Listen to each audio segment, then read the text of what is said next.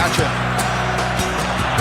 It remains a very, very good FA Cup final. And Hatcher! What a magnificent goal!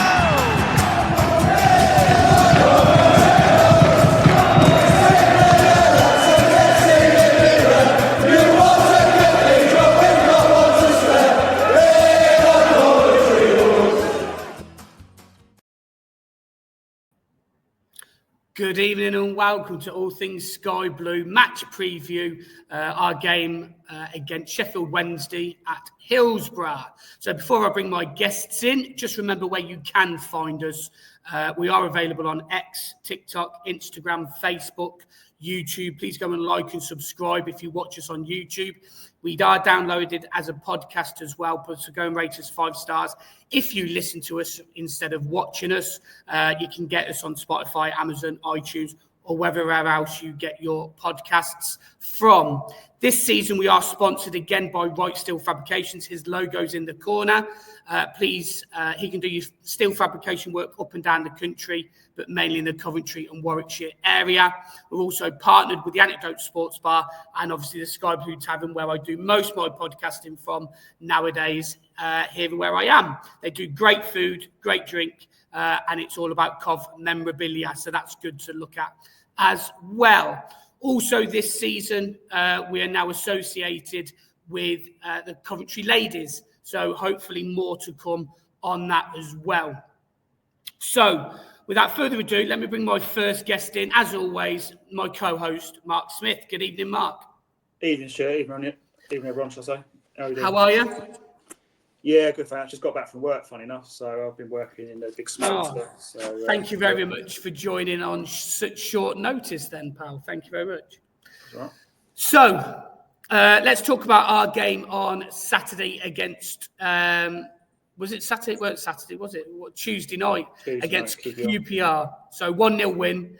After 2 hard games against Leeds and Ipswich, we managed to get a win. Wasn't the best performance, but we got the 3 points and we got it over the line. How did you think we played? Who was your man of the match? How do you think we'll get on Saturday? I think with regards to the QPR game, I don't think it was a great game overall, but it was a game where it could have gone either way. Both teams had really good chances. There were moments in the game where the keepers on both ends made some really good saves. If you look back on the first half, Grimes had a good shot, which was saved well by the keeper, and an even better save from Ellis Simms' follow-up. And then QPR, probably the best chance of the game was through their striker. Frey. Michael Frey. And Dobbin leapt like a cat and made a really good save. And I think for me, there were big moments of the game where, obviously, that was one big moment that went our way. And then the second one, I thought, before we scored, was Louis Binks' header, which went for a corner, because it was a really good cross from the, I think it might have been Smith, the QPR wide right player. And it was literally on the attacker's head for a certain goal. And Binks got round and headed it for a corner. And that was a big moment, because that was, again, added on time, and they could have scored. And then really to score, to win the game in the way we did, which was fantastic. It was a brilliant feeling. People, I'll be the first to admit, I think we can play better than that. But really, with games running out now, it's about results, and we won that game. It doesn't matter about how you play. It's about results now, and that was a really, really important 3 points. And we go ahead now. We look ahead to Sheffield Wednesday on Saturday. Again, another rival who are just above us in the league, and we've got to go there and get some revenge on them, obviously, because they beat us in the league. So it'd be nice if we can turn them over, and obviously we'll definitely be at least 9th if we did beat them. Yeah, definitely. Let me bring my next guest in, which is from the Wednesday Till I Die podcast. Normally it's James, but we have got Matt tonight. Good evening, Matt. How are you? Yeah, not too bad, gentlemen. How yourselves? Okay. Hi, Matt. Good, yeah, not too bad, thank you. Bit of a croaky voice. It's getting croakier as the more I talk, so apologies for that. Before we get into it, Matt, can you just remind us where we can find you and what you guys do? Yeah, absolutely. So I am one half of a double act for Wednesday Till I Die podcast. You can find us on YouTube and X. We go live on Sunday evenings post the game to kind of review and dissect all of the action from the weekend and everything that's gone over the course of the week with Sheffield Wednesday. We also host a debate show midweek where fans can listen in and contact and speak up on X as well. You can find us on all your major platform providers as well, Spotify, Apple, all the rest of it. Fantastic, excellent. So, just before we get into the Cov part of things, you had a 1-0 victory over Swansea last night. How was it? I know you didn't go to the game, but how was it? Was it convincing? And what are your thoughts going into Saturday before we get into the Cov things?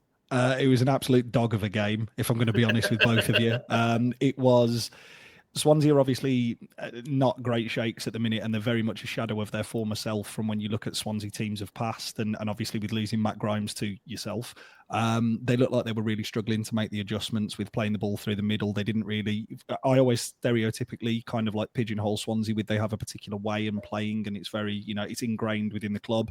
They really struggled with that last night in terms of moving the ball back to front. The goal came from Harry Darling, who's obviously highly courted by a lot of championship clubs, trying to pass out from the back and giving the ball away straight to Josh Windass, who squared the ball and laid it across to Michael Smith, who tapped it in from, 12 yards, just bent it around the keeper. Swansea did have a disallowed goal in the 95th minute, which was almost deja vu from the West Bromwich Albion game at the weekend, where they obviously got a late winner against us. But thankfully, on yesterday evening, it was disallowed for offside, which, of course, it was. I'll be honest, it's really tight. Really? Had it been given, you would have gone, that's offside, it's ridiculous. But there was at no point yesterday when the goal had gone in. There was about 10 seconds, I would say, where I think every Sheffield Wednesday fan's head was on Mars, collectively, because you were thinking it was just something that had happened again. But yeah, awful game. But 12 months ago, we'd have sat here and said it's 0-0, and we couldn't break a team down.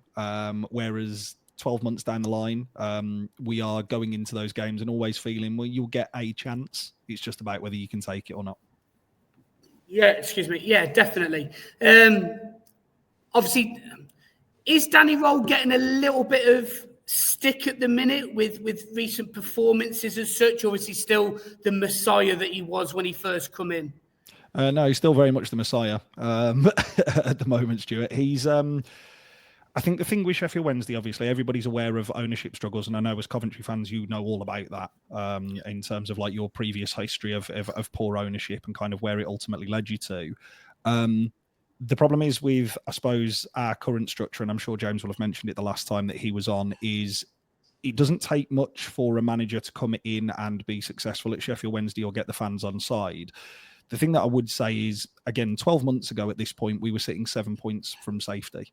And looking absolute nailed on certainties to go down. We obviously stayed up on the last day. The squad hasn't really changed that much from last year. And what is the consistency and what has changed is obviously the manager has had a pre-season. He's been able to bring in wider backroom staff.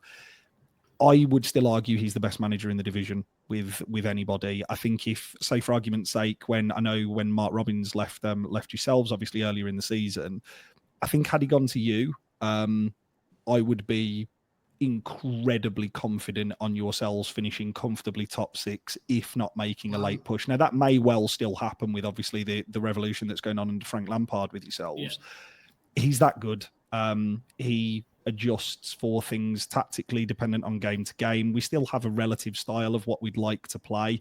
I think obviously when we played yourselves in the league fixture earlier on in the season, I think you were catching us at a time which realistically that result sparked this kind of run that we've been on, because obviously we'd never won. We hadn't, won at the CBS. I think it was 2003 or 2006 or something ridiculous the last time that we'd won. Yeah. I lost count of the amount of times that I was walking out of the CBS arena with just anger, frustration, never been in a game, and ultimately the manager is, he is the person and the credit for it. I think a lot of credit does have to go to the players because they've been receptive to his coaching and the way in which that he manages. But I think at the moment he has still probably got I personally feel about 12 months left with the football club before somebody decides to poach him because he's got a buyout clause, which Southampton sort of tested the waters on over December. They were not prepared to meet the 5 million valuation at this point. It wouldn't surprise me if they came back in for him in the summer with their current manager only having signed an 18-month deal. Yeah, okay, fair enough. Mark, going to you now. Obviously, the last time that we played them in the league, obviously we played them at our place. I remember that I watched the highlights today of it, and it came flooding back that obviously we went 1-0 up, and then before half time, we made errors, and then before full time we made errors. Literally the last kick of the game, the end of the first half, the end of the second half. Frustrating because I thought we edged it slightly maybe, but at that point, obviously Mark Robbins was still in charge, and we were just making silly individual errors. It felt like pretty much every week, didn't we? Yeah, and I think of that game, I think what we struggle with, and we do struggle with this a little bit at times, is when teams press us. And when Wednesday played us back then, certainly led by Barry Bannon, who I think is not available for this game, who I think is probably their talisman, and we really struggled to really play through the press. If you look at both the goals, we can see that was why, particularly the second goal, we made a calamitous error. And I think it's the way Matt described the goal against Swansea was kind of like that for their winning goal. So we've got to be a bit more confident, a bit more streetwise when we have possession at the back, because if you look at our defeats, Leeds and Ipswich pressed us quite high, and that's where we played ourselves in trouble a bit. So that's the only thing I'm a bit concerned about going into this game. We've got to be a bit better on the ball, but we've got the quality to beat Sheffield Wednesday. I think they're a decent side. They've had a much better season under Danny Rowe, and Matt Wright. I think he's probably one of the best managers in the Championship. I would certainly second that. I think he's been absolutely tremendous.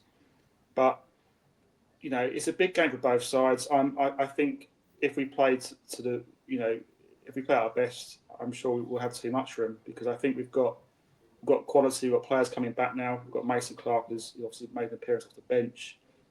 Matt Grimes has had a decent debut appearance for us.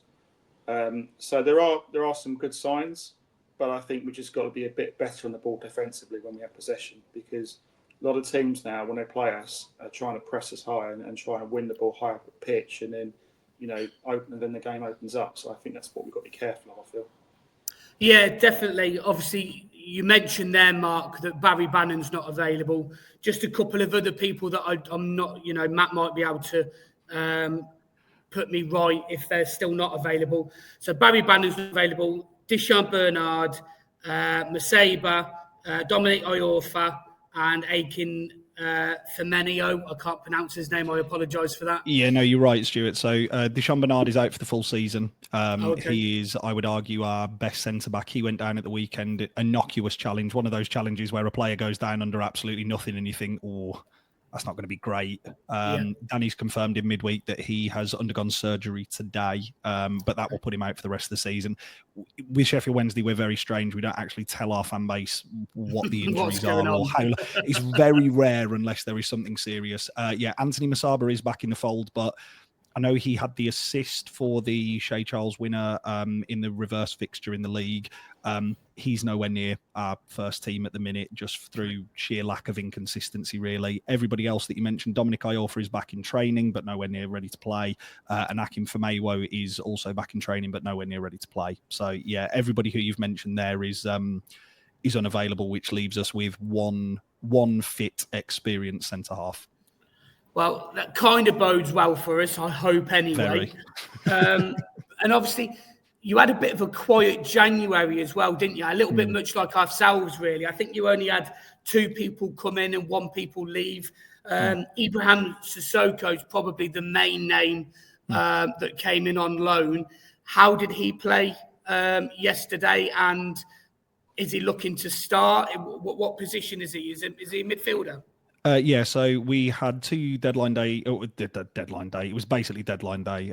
We had two January signings come in the door. They were late in the window because both the chairman and the manager weren't speaking for the first 2 weeks because both of them had spat the dummies out about Roll's potential move to Southampton. And that all came to a head at a fans forum. And a week later, you can go back into the archives and find all of that.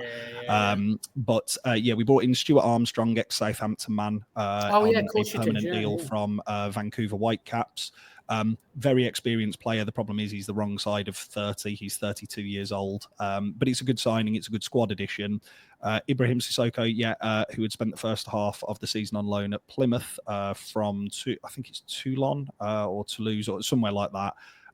He has come into us for the second half of the season, but he's recovering from an injury. We saw 16 minutes of him yesterday at Coventry at Swansea. He miscontrolled the ball twice and then showed a dazzling bit of skill out wide. So realistically, it should have been a penalty with 5 minutes to go, but referee didn't give it. It was, really sharp, dancing feet, skips past the centre half trips him, referee tells him to get to his feet. So both signings are, overall, they make our squad much better. However, we as a fan base and as a club have known we've needed to go out and recruit at centre half since the summer. We failed in the summer to do so. We failed in January to do so. And lo and behold, the first game back after the January transfer window at West Brom away, your key linchpin at centre half goes down with a season-ending injury, which is just peak, absolutely peak. I know a lot of clubs will use this, but it is peak Sheffield Wednesday. Yeah. Has, obviously, the loss of Bannon and Deshaun Bernard, has it changed how Danny Roll will attack different games? Or because obviously normally everything goes through Barry Bannon, doesn't it? And he is very much the vocal point. What's going to change? What's going to change for Coventry City? It's a really good question, Stuart. I would suggest fans don't know because for 10 years we've watched Barry Bannon play in the centre midfield and put on a Sheffield Wednesday shirt. To give you an idea of how important integral he has been, he's missed 18 games in the last 6 seasons for us through injury or lack of availability through suspension. When, as Mark, you were quite rightly saying, kind of like if you think back to that first game at the CBS, obviously, I think it was late September, sorry. Yeah. We are still heavily reliant on a 35-year-old. We have known as a fan base we need to start prepping for life after this player. The problem is it's very difficult to go out and recruit what Barry Bannon is to Sheffield Wednesday with one player. You probably need to fill it with a few just because of how pivotal and instrumental he is to us. We haven't done so when we have battered a 35-year-old into this point where he's out with a knee injury. His injury record is exceptional, but at 35 years old, if you are asking him to play 40, 45 games a season, he's going to break down at some point.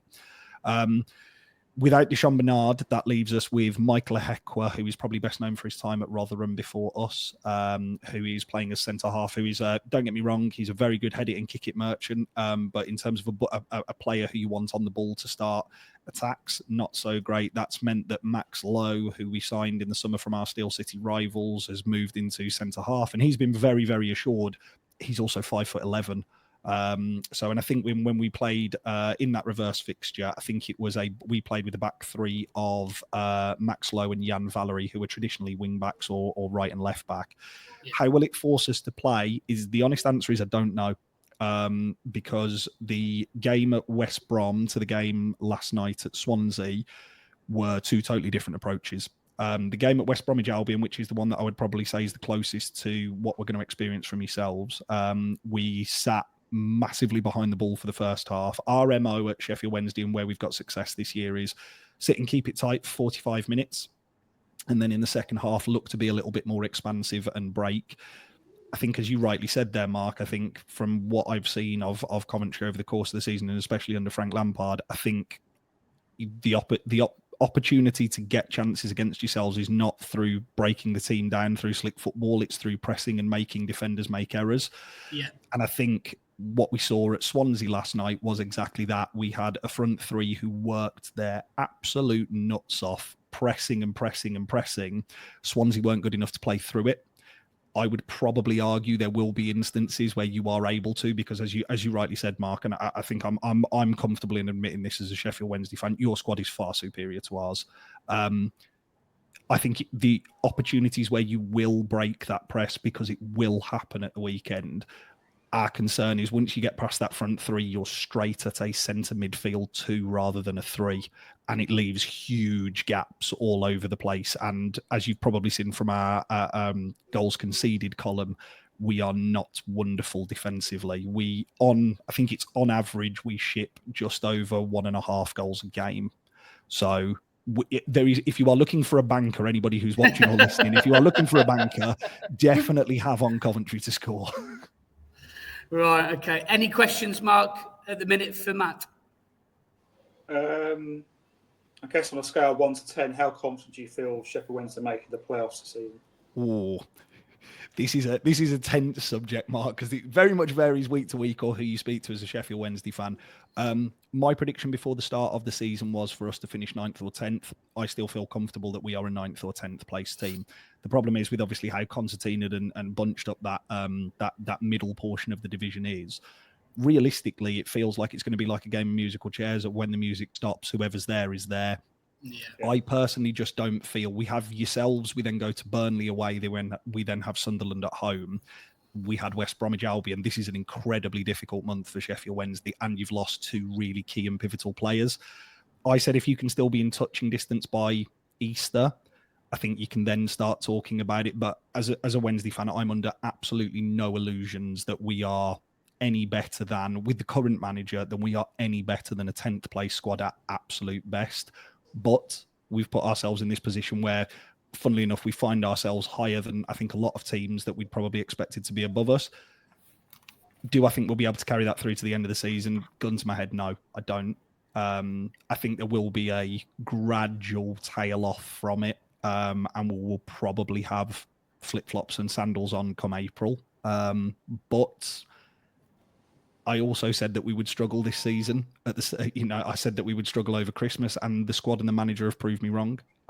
So, honest answer is no, I don't think so. But it would be less of a shock than had you asked me this at the start of the season. Do I think we're going to be challenging for playoffs come the end of the year? Yeah. So on that, obviously, our recent history against you, because we've played you enough times now over the past 2 seasons, haven't we? I think we average about 3 games a season between us, don't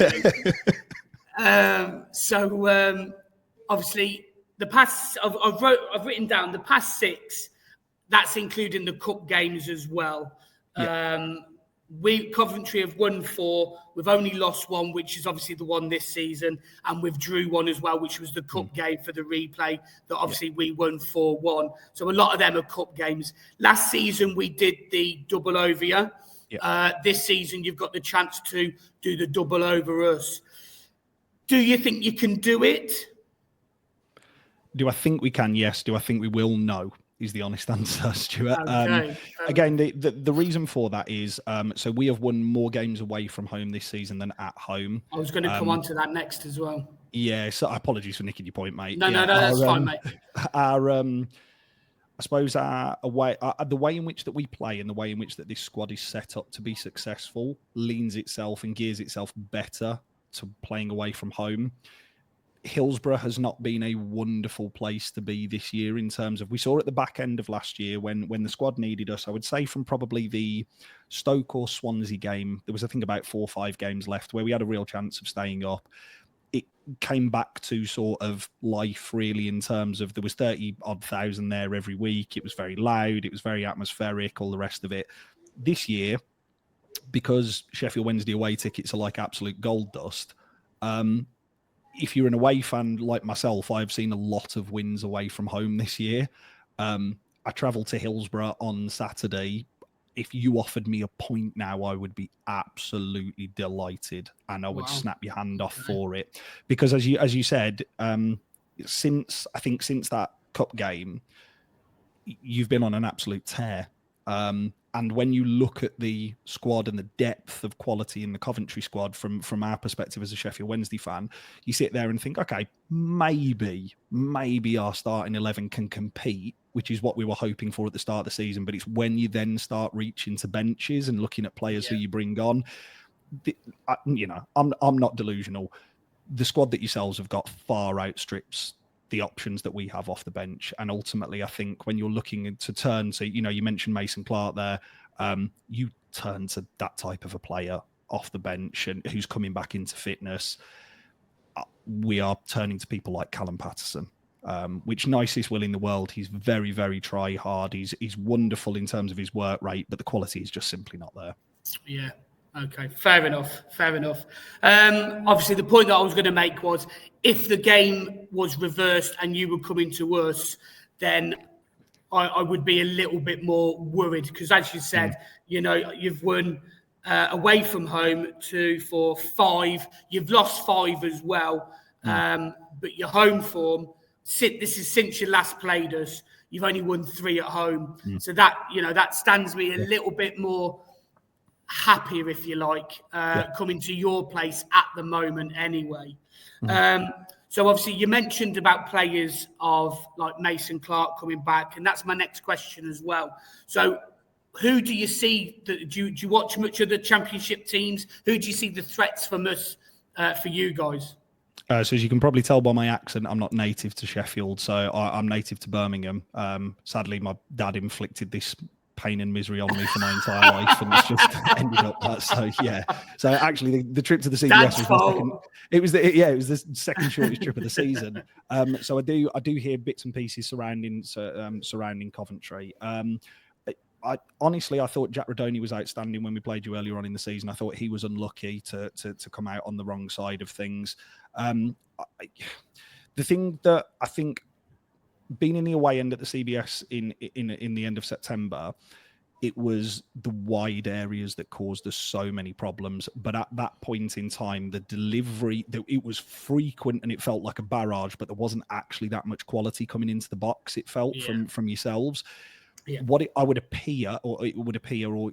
imagine is that actually the quality into those wide areas, especially when you're firing the ball into people like Ellis Sims, who, my own personal opinion, he's not my type of forward, but he's a goal scorer at this level. And he does, he pops, he's always he seems to be in the right position at a lot of opportunities. I think with currently what we're looking at centre half, he would be my biggest worry is your striking options and those attacking options, because realistically he's going to be coming up against Michael Ehekwa, which, this is no slight on him, he is a top end League One, bottom end Championship defender. When you're asking him to go up against, Ellis Sims, and Haji Wright hasn't hit the heights that he has done in the previous seasons for you, but he's still a quality operator on his day. I'm sure everybody sits here and waxes lyrical about Ben Sheaf, obviously, as well for yourselves. I look at your centre half pairing as well in terms of Neil Kitchen as well in particular, like Leon. Who's got quite a deep history, I suppose, with Sheffield Wednesday from League One when he was playing for Barnsley and the games and the battles there. It'll be really interesting to see who we line up against him, because when Michael Smith, who is the only centre forward who is really consistently scoring for us this year, he's pocketed him very comfortably over the course of kind of like their battle. So it'll be really interesting to see what we do. But yeah, it's the more forward attacking options that I kind of sit there and think, that's a real worry for us, because as I said, defensively, this was prior to the injuries. We're not particularly defensively sound at the back. Yeah, that's interesting, Mark, because obviously because of the injuries that we've got, just to let you know, Matt, Ben Sheaf and Haji Wright are still both out injured, so they're not going to be available for the game anyway. We haven't had Haji Wright since Sunderland away when he did his knee in, and he's still not back. He is on the grass training, but he won't be back for Saturday. So back to Mark on that one. Obviously, we've changed formation slightly, because we did play, when everybody was fit, we more or less played a 4-3-3 with 2 wide men and one striker. Now, obviously, we have changed slightly because we've gone to a back 3 and we've come a little bit narrower and we're playing 2 up top. With Mason Clark coming back, because obviously at the end, I think Lampard kind of insinuated that he might not be available. He was just in his process of coming back. They were going to give him 20 minutes. He might not be available. Do you think that we're going to play 2 up top, or do you think he might give Rodriguez a chance with Sakamoto and still play 4 at the back? How do you feel we're going to line up? So it wouldn't surprise me if we play four at the back and 5 across the middle. Okay. So I think there's a possibility that Mason Clark could start this game with Sakamoto operating on the right. And I think he'll probably play Grimes. I'm going to say Torp and Radoni in the centre of midfield.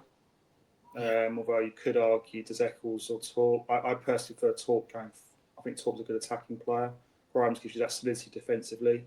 So I don't really want 2 defensive players really. So I think and Sims will be the lone striker. I'm just guessing. I'm just going by the fact that Mason Clark made a cameo appearance on Tuesday night. I thought he made a difference to us. I thought he looked lively. So I'd be a little bit surprised if Lampard leaves him out. But it's a difficult one. I mean, I think he'll go 4-5-1. I wouldn't be surprised though if he may go the other route, may go 3-5-2 and play Asante as a second striker. But I think for this one, I want the way if I'm thinking about Sheffield Wednesday, a big pitch, hit him on the break. I want 2 good wingers against him.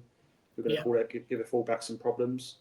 I think what Matt alluded to earlier with sort of defenders that aren't sort of playing out of position, like Valerie is the example that he mentioned.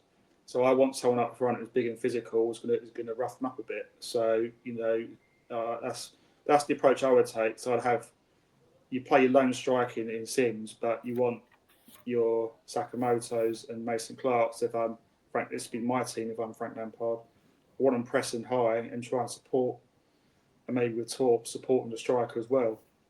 Because we have got the quality there. We've got the quality midfield to unlock them. It's just a case of are we good enough defensively? But I think I like Matt Grimes being in our team now. I think that signing for me is really, really good for us. It gives calmness and assurance and a lot more assurance in that midfield. Yeah, I totally. feel a bit more calmer and feel better of him there rather than the greatest respect. Eccles has had a pretty indifferent season in my opinion, particularly since he signed the contract. So I think with Grimes in there, I just feel we've got a team there. I feel that if we turn up, we can win. So yeah, I mean that's probably the way I'd go. Okay, on that then, Mark, give us your prediction for Saturday. Well, I did say on Sunday Space, shall I say, 1-1, but I'm going to change that prediction. I'm going to go for a Coventry win, which might amaze listeners and followers because I usually go for a draw. So you're going to blame me if we lose the game. That's fine. I'll take the blame. I'm going to go to a nervy 2-1. Okay. But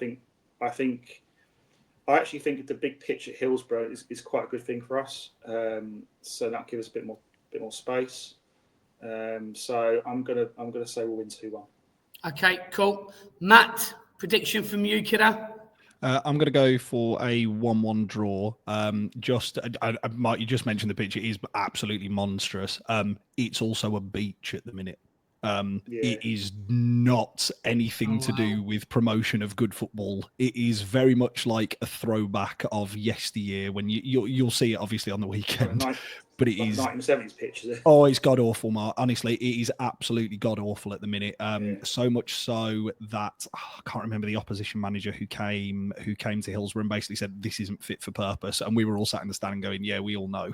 Wow. So yeah, it is a difficult pitch to play actual flowing football on, and in particular wide areas.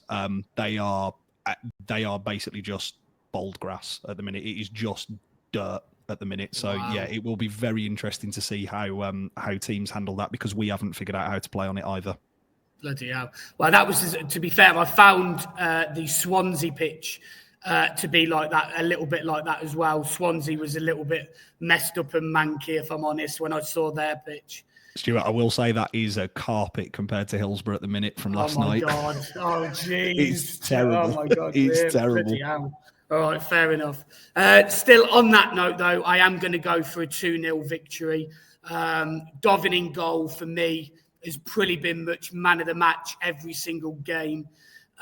He's kept us in games. He's been really solid. So I'm gonna say that we're going to get another clean sheet. So I'm going to go for a 2-0. I think it will be a close 2-0, but I think we'll have enough with Barry Bannon not there, with Deshaun Bernard not there as well. I just think that we'll exploit, hopefully, with Matty Grimes, as you've mentioned already, coming in. I think we'll exploit that area of the pitch, hopefully. I do like Windass, though. I think, he can come up with a goal. But I think we'll do enough to keep them quiet. So, yeah, I'm going to go with a 2-0 victory for me. So, Matt, last time I had James on, I did some quick fire questions. So I'm going to see if you agree with them or not, because obviously I'm not going to do the same questions. I'm just going to review the questions. So I asked him one player to look out for, and he said, I'm going to pronounce his name wrong, Kobiski. Okay, yeah. Yeah, that is an early season one. Ola Kovatsky, who is a wide player who we'd bought in from I think it was the Romanian second or third tier. So nobody had heard of him. He was looking all right at the start of the season. Then I think it was the game after Coventry, we went to Bristol City and he got injured. So we haven't really seen him since. I'll give you 2 players to look out for. Shay Charles, who is statistically rated third best midfielder in the league. He's unbelievable, outstanding. And Jenny Kasama out wide left. Really talented, very, very tricky player. Nice, excellent. I also asked him, where will Cov finish? So where do you think James said Cov might finish? At that point in the season, you hadn't had a great start, had you? No. I still think he would have had you in the playoffs at around 4th. Okay, he didn't. He said 8th or 9th. Oh. So we're a little bit lower. How do you think we'll finish the season? I think you'll finish 5th. Personally, do you? I think the tear that you have been on since that FA Cup result, and it does seem like things are clicking. The squad is very strong. You've now not got to worry about the FA Cup. I think it's all geared and set up for a late surge into the playoffs. And once you're there, I think it's anybody's game. I'll take it. I asked him where you will finish. Where do you think James said he'd finish? I reckon 10th. Okay. Yeah, pretty much mid-table, he said, to be fair. Yeah. So it's pretty much what you said earlier, mid-table finish, maybe 10th, somewhere around there. I also asked him one player from us that you would take. Oh, God, there is quite a few here, I'll be honest with you. We have got. I'm not going to fill our centre-back needs. I'm just going to behave like the club. I would take Mason Clark. When he was at Peterborough, he was a player who we should have gone for and were looking at, desperate to get. All the fans wanted him. Problem is, we're skint. He is, on his day, I believe, has the capability to be the best winger in the division. Yeah, definitely. I totally agree. James actually said Hadji Wright because he wanted a striker. Yeah, we need one of those as well. Which I kind of get. I asked him one word, if you could describe Danny Roll. How would you describe Danny Roll? Magician. It's pretty much what he said as well, to be fair, magician. Excellent. Right. Thank you very much. Much appreciated to coming on. Just let us know where we can find you and what you do again, Matt. Yeah, again, so I'm part of the Wednesday Till I Die podcast. You can find us on YouTube and X on Sunday nights. You can find us on Apple and Spotify podcasts, and we're available on all your social media platforms. Fantastic. Mark, are you going to Hillsborough on Saturday? Sadly not, no. No, neither am I. I did go in the cup last year. An old-fashioned ground. I do quite like it, to be fair. Maybe not the pitch if it's as bad as Matt says it is. But it's an old-fashioned ground, and I quite like that.